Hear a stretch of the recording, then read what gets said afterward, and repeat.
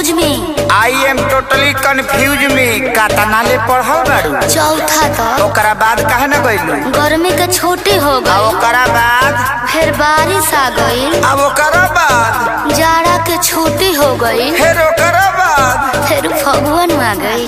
फिर ओकरा बाद रे इतना छुट्टी मरनी नु कि पढ़े के आदत छूट गई।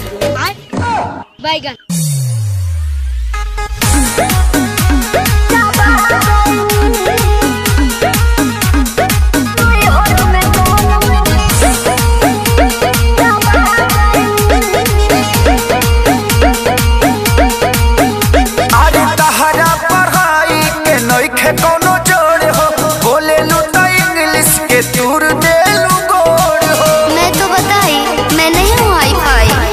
अरे तहरा पढ़ाई के नइखे कोनो जोड़ हो बोले लू तो इंग्लिश के तूर दे लू गोड़ हो। का चाहता नहीं जी? ऐसन भाषा से हम पगला गईनी पगला गईनी। सुनी बेच कापे किताब भोजा खा गईनी। राजा नहीं हर में राजा नहीं हर में गोलम चापा गईनी। राजा नहीं हर में गोलम चापा गईनी। अच्छा एगो बात बताओ, तहरा संडे मंडे याद बा? हाँ जी। तो सुनाओ तो। Sunday good, Monday very good, कंडे लवंडे ठंडे ठंडे। संतोष पागल बुझले बाड़ू, मारम बहु फेंक देबू।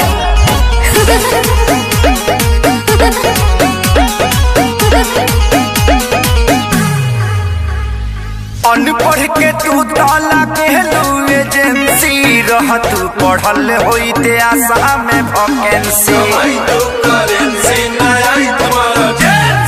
भोक भोक बुतत रहे पढ़े घरे दियावा। पियावा पियावा पियावा पियावा।